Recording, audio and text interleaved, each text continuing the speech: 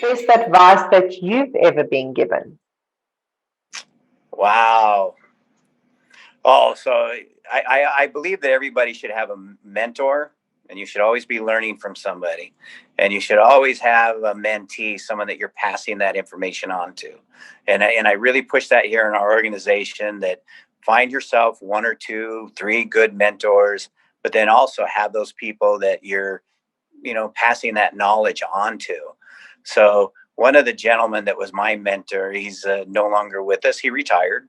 Mm-hmm. He's But when I first was here, he sat me down one time and he was talking about how we were just having a conversation.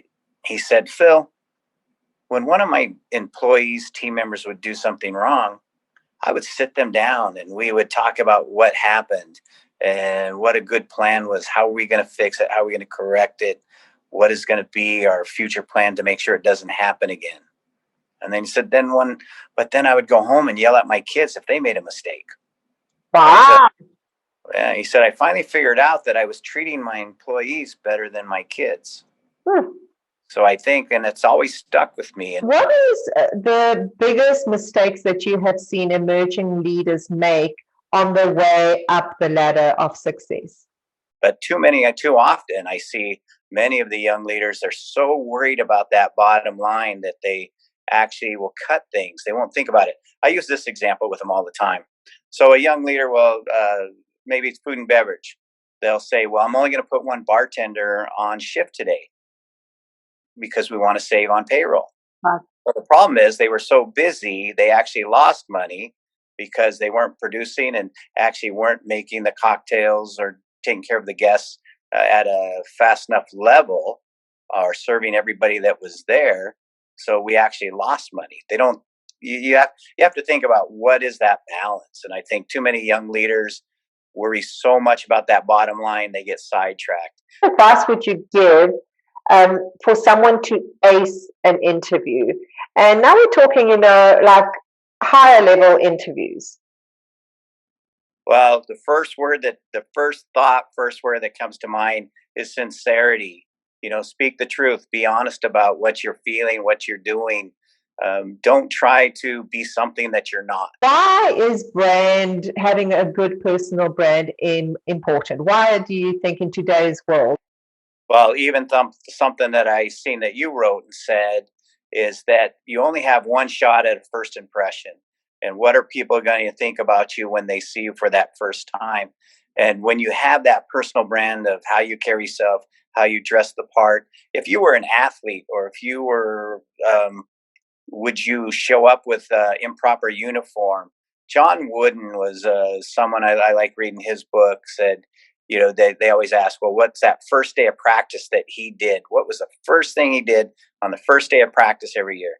And it was, he had the best players in the country, yet the first day was always spent putting on their socks and shoes and learning how to do it the right way, taking the creases out of the socks, making it nice and smooth.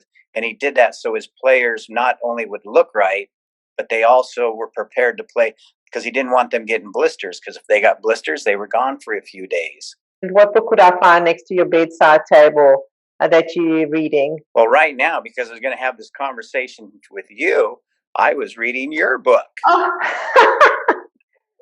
That's So, very cool. Oh, good. package for success. Wonderful. So, and I wanted to read it to, get a little knowledge and a little background on what your thoughts were and the way you were thinking. Why do you feel dressing for success in today's world when so many people think it's not important? Why do you feel it's important? So again, I thought the education system made a terrible mistake back in the day when they started allowing teachers to wear blue jeans and wear T-shirts. That the students stopped looking at them with that they were the most knowledgeable people in the room, that the teacher was the leader of the room. They stopped looking at them with that kind of same respect. When we leave our house knowing that this is the job we're going to do, if we dress the right way, we're going to make better decisions because we feel like we're the decision maker now. We feel like people look at us to lead them, to make decisions, guide them. So we feel that the better we when we're dressed the part. I used to wear all black. I mean, it's like I still remember they'd give me a bad time about being so drab in my colors I wore. So once they turned me loose, though, and I started exploring these different avenues, then it just went nuts. And now I love to play with the dress. I feel more on top of my game. It's been an absolute pleasure speaking to you today. You are a man of such wealth of knowledge and experience. And I really have to say, everything I heard about you was 100% and more. So thank you for being on our program today. Well, thank you, Haiti. Hope we can talk again. Awesome. Thank you.